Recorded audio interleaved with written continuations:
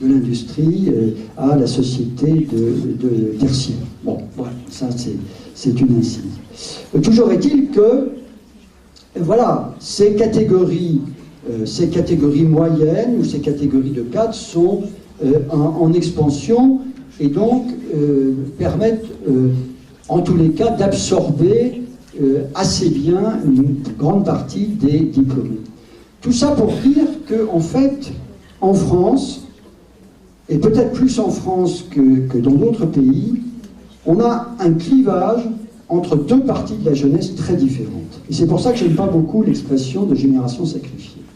On a un clivage entre deux parties de la jeunesse et un clivage qui se fait essentiellement en fonction du niveau de diplôme.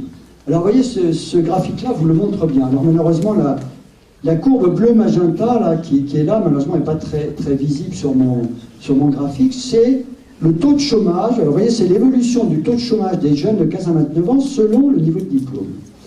Alors vous voyez qu'au milieu des années 70, finalement, il n'y avait pas un grand écart entre le taux de chômage des différentes catégories de jeunes selon le niveau de diplôme. Et entre 70 et le milieu des années 90, cet écart s'est accru considérablement, de sorte que aujourd'hui, le taux de chômage des non-diplômés est 2,5 fois à 3 fois plus élevé que celui des diplômés. Les diplômés, vous voyez qu'au fond, il y a un écart entre eux, mais finalement, le grand écart, il se fait entre l'ensemble des diplômés et la courbe du haut, là, qui est celle des jeunes non diplômés. Donc voilà, il y a un problème spécifique des jeunes non diplômés qui sont soumis à une exclusion professionnelle beaucoup plus forte que les autres jeunes. Alors pourquoi en est-il ainsi ? Il en est ainsi parce que, évidemment, des emplois industriels peu qualifiés ont été détruits en masse dans la phase de restructuration économique, mais il en est ainsi aussi parce que dans notre pays, probablement, le diplôme joue un rôle plus important qu'ailleurs dans la réussite et l'intégration professionnelle. Vous savez, dans les pays anglo-saxons, le diplôme, il est vu comme un indicateur de compétence. Dans notre pays, il est vu plus souvent comme un indicateur de classement social. C'est-à-dire, au fond, on a une vision très hiérarchique des diplômes, avec tout en haut les grandes écoles, et tout en bas les non-diplômés. Et au fond, l'idée qui est dans l'esprit de tous les acteurs du système éducatif, les jeunes, leurs parents, les familles, les professeurs, de tout le monde, c'est que eh bien, le niveau où on se trouve dans ce classement hiérarchique et vertical, au fond, va vous indiquer la place que vous allez occuper dans la hiérarchie sociale et que cette place, elle vous est attribuée pour le restant de votre vie. Voilà. Donc il y a un peu l'idée que ce classement scolaire, d'abord, est d'une importance absolument capitale et qu'il engage toute votre vie et qu'il est, pour ainsi dire, irréversible. Donc ça génère évidemment beaucoup de peur chez les jeunes, et puis ça fait des non-diplômés un peu des parias. Les non-diplômés, c'est ceux qui sont tout en bas de la hiérarchie et qui ne sont capables de rien. Alors pourtant, les métiers peu qualifiés n'ont pas totalement disparu du paysage. Simplement, ce sont des métiers maintenant qui sont justement dans les services. Alors vous voyez, là vous avez un graphique intéressant qui est d'une étude de la DARES, qui est une étude de prospective sur les créations d'emplois dans les 10 prochaines années. Les prévisions de création d'emplois dans les 10 prochaines années. Et vous voyez que ces prévisions de création d'emplois, elles se font, par exemple, d'abord dans les métiers d'aide à domicile, d'aide-soignant, d'infirmier. Voilà. Ce sont dans ces métiers, donc, de service à la personne, qui ne sont pas forcément des métiers très qualifiés, mais ce sont quand même des métiers qui demandent un certain nombre d'abord un minimum, malgré tout, de compétences. Pour s'occuper d'une personne âgée, par exemple, il faut savoir lire, malgré tout, le d'emploi d'un médicament. Et puis aussi qui demande un certain nombre de compétences relationnelles. Voilà, il faut savoir interagir avec les autres. Et malheureusement, beaucoup de ces jeunes qui sortent de ce système éducatif sans diplôme n'ont pas ce qu'on pourrait appeler ces compétences sociales, qui sont aussi importantes pour la réussite que les compétences purement scolaires. Ils ne les ont pas. Ils ne les ont pas parce que souvent ils viennent de familles où ces compétences ne sont pas ou sont mal transmises, et ils ne les ont pas parce que dans notre conception du système éducatif, l'idée dominante, c'est que ce n'est pas à l'école de transmettre ces compétences, ce savoir-être, si vous voulez. Ce n'est pas à l'école de faire ça, et on dit c'est aux familles de faire ça. Mais un certain nombre de familles ne le font pas. Donc je crois que si on vise l'équité du système éducatif, et si on veut réduire l'échec scolaire, il faut probablement réviser cette conception. Voilà. Alors, oui, les conditions de la réussite.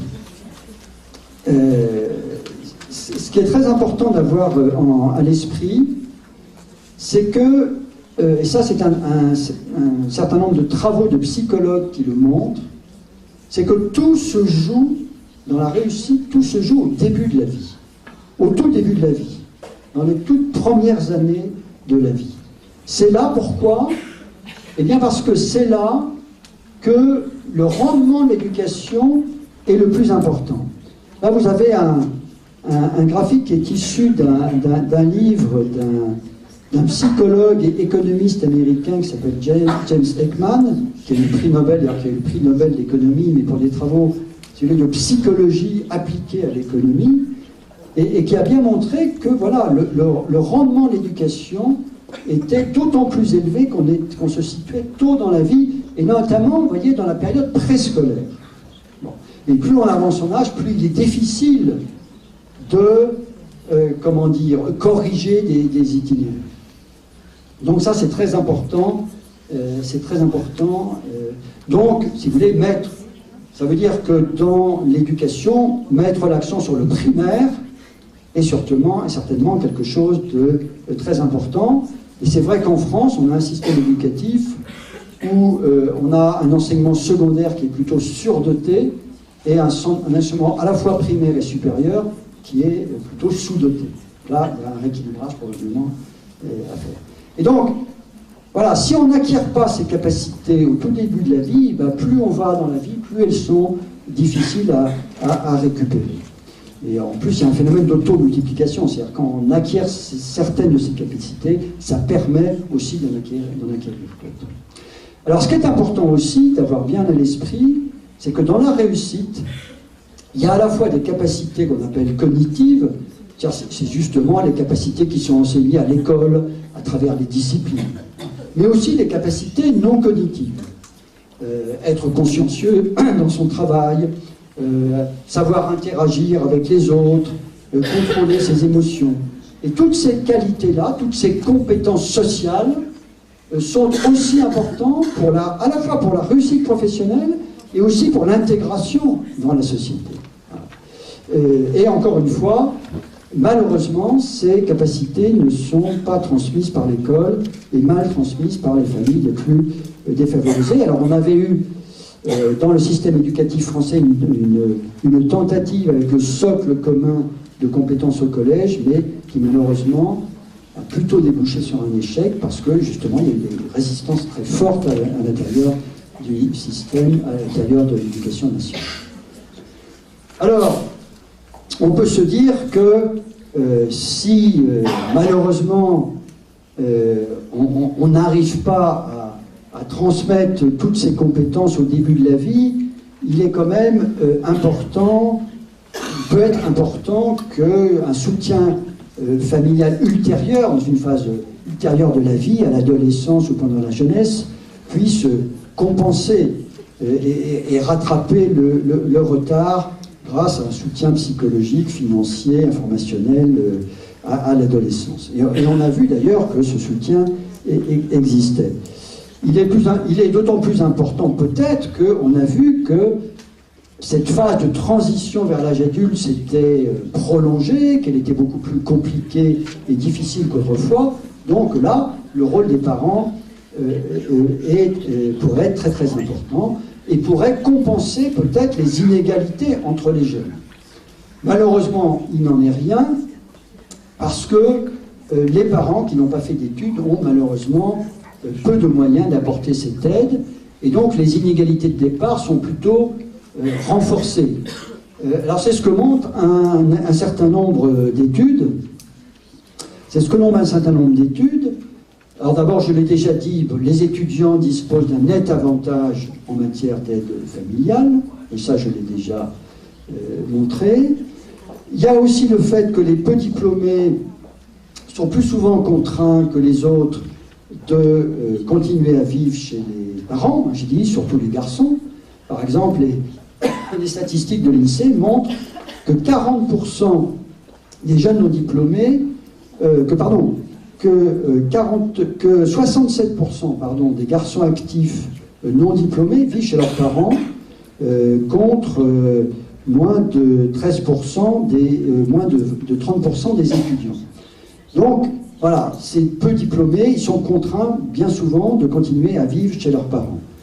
Ils reçoivent aussi moins d'aide financière de leurs parents et ils sont aussi plus souvent, ces études, notamment l'étude ERFI de l'INED, montrent que ces jeunes sont plus souvent isolés, ils sont aussi plus souvent, il y a des questions sur le mal-être psychologique qui montrent que ces jeunes sont aussi plus souvent en mal-être psychologique et qui sont moins aidés par leurs parents. Voilà. Donc l'aide des parents, si vous voulez, ne parvient pas à compenser ces difficultés des jeunes à l'adolescence. Alors que faire pour essayer d'améliorer les choses?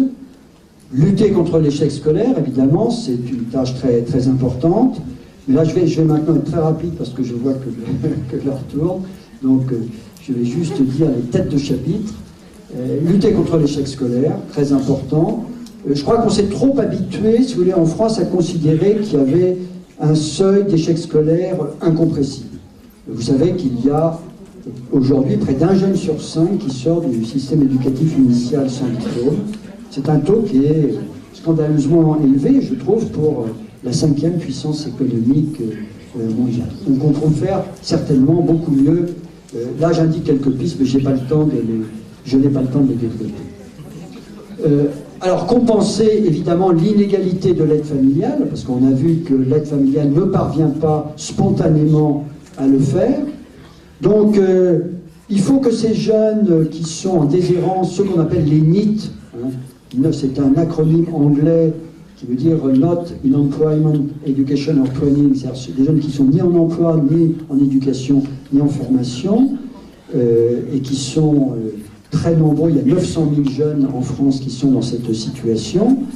Et ces jeunes-là, ils ont besoin vraiment d'être soutenus et accompagnés sur la durée. C'est vraiment une sorte de coaching qu'on doit faire avec eux. Et malheureusement, les services publics de l'emploi, aujourd'hui, le font de manière trop parcimonieuse et sans doute parce qu'elles n'ont pas suffisamment de moyens.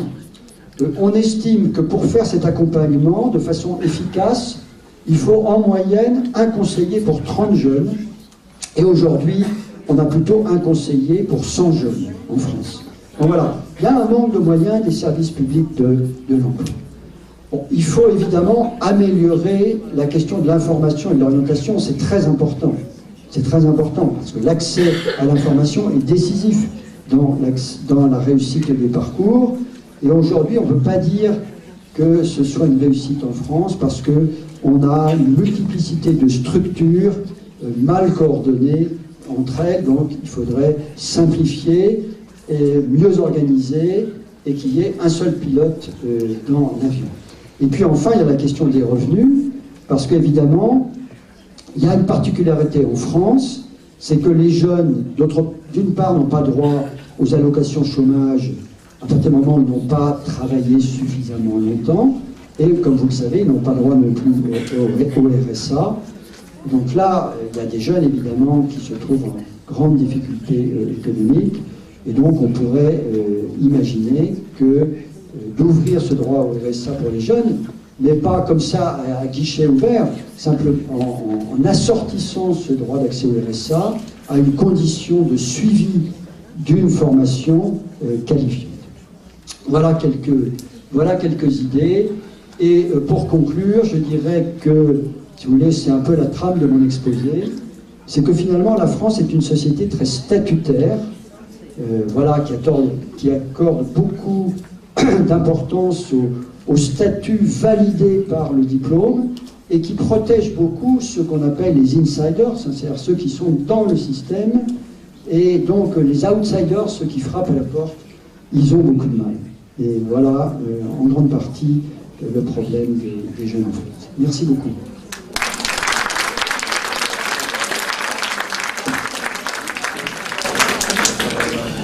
Merci beaucoup pour cet exposé, avec énormément de précision. C'est vrai qu'on peut être inquiet par rapport à que ça correspond aux dites, c'est-à-dire ceux qui sont sur le bord de la route, qui sont laissés pour compte, et qui ne vont pas avoir tous ces moyens, tous ces relais, tous ces soutiens, et que le système de l'âge adulte ensuite va laisser dans des positions extrêmement difficiles. Donc, tous ceux qui ont la possibilité d'avoir un étayage familial, même de classe moyenne ou inférieure, ils ont des revenus modestes, vont quand même pouvoir peut-être prendre une partie du train, mais on voit par rapport à ce que vous listez comme moyen de réalisation à l'âge adulte, les jeunes ne vont jamais pouvoir prendre vraiment ce train et se retrouvent dans une position sans doute plus de rébellion, de manifestation. On remercie donc nos deux intervenants et bien sûr il y a le troisième intervenant ensuite qui est Bernard Prieur. Merci beaucoup.